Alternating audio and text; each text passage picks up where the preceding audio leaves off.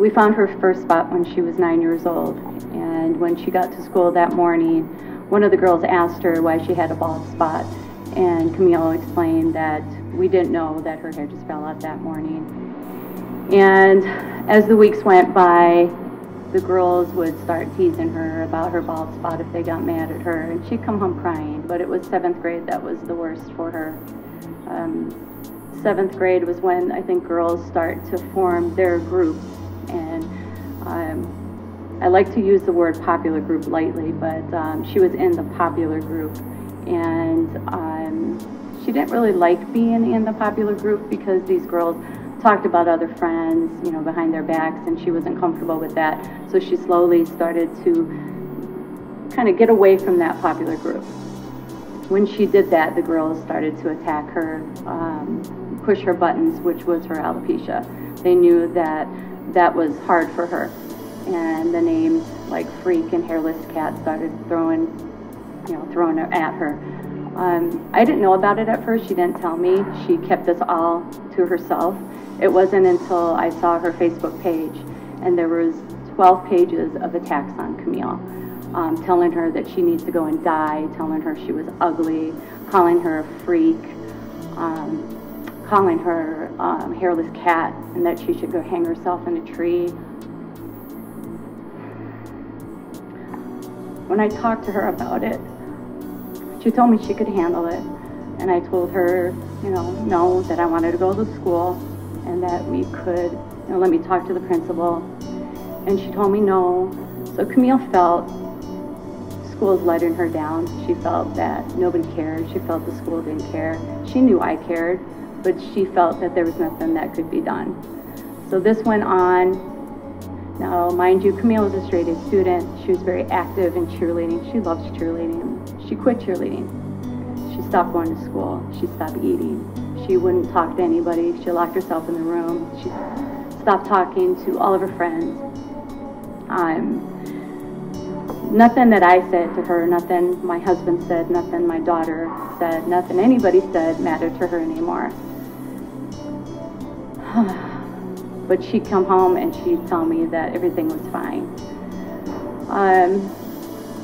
She got a message 2 days before Christmas from some girls, and they told her that she should shave off her other eyebrow, that she was a freak. Nobody liked her. She had no friends. Nobody at school liked her, and she was a freak. I took that message and I went to the police. I've had enough. I didn't know what else to do. School wasn't helping me. So I went to the police, and the police officer said, "What do you want me to do? These are kids. You want me to arrest them?" I said, "No, I don't want you to arrest them. I want you to go to their house. I want you to talk to these girls. I want you to talk to their parents. I want them to understand what they're doing to my daughter." He said, "Well, I don't know what I can do." So I turned and I looked at him and I said, "What are you going to say to me when I call you 911 saying that my daughter committed suicide?" I said, "What are you going to say to me?" And he looked at me and he said, "Give me their addresses." So he did. He went to the house. He told the girls to stay away from Camille. He told the parents, "Have your daughter stay away from Camille." And that worked to the end of the school year, her 7th grade year. The same girls that their mom said, "Leave her alone." The same girls that the policemen said, "Leave her alone." Those girls got a group of kids to follow Camille around that football game, calling her a hairless cat, meowing at her. So I said to her, I said, "Camille, why didn't you say anything to me? Why didn't you say anything to your sister? All your sister's friends were there. They would have all went over there." And she looked at me and she said, "Mom, if I did that, then my sister would be the bully."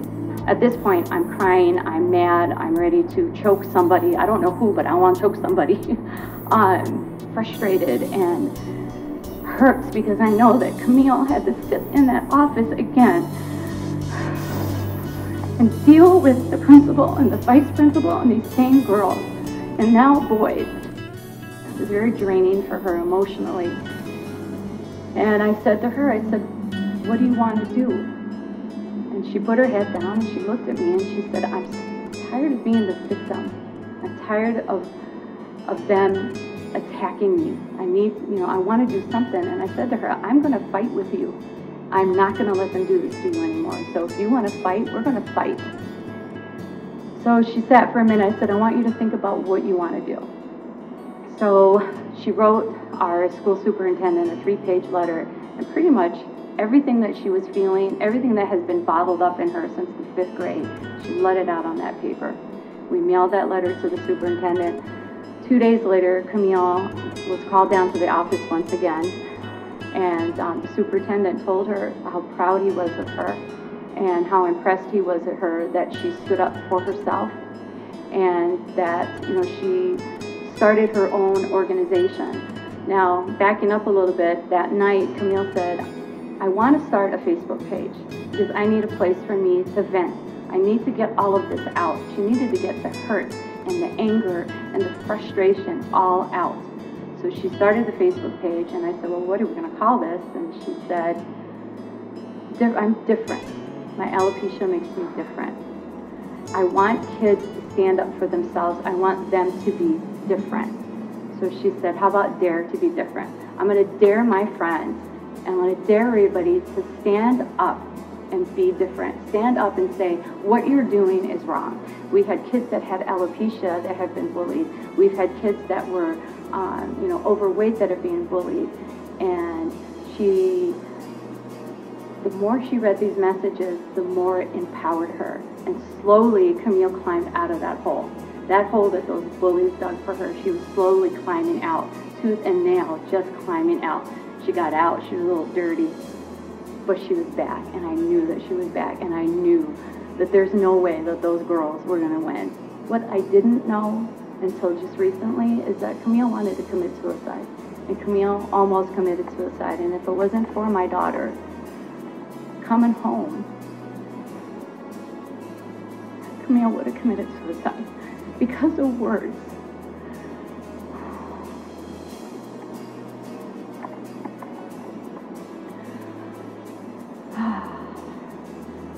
So, having her page and having all the support and the love from people out there has helped her a great deal. Because now she knows that she can help other kids, that she can help empower, and now other kids know that they can stand up and they fight, and if they all work together, then the bullies can't win. Dare to be different and stand up. Be that voice for the person that's not strong enough. Camille's that voice.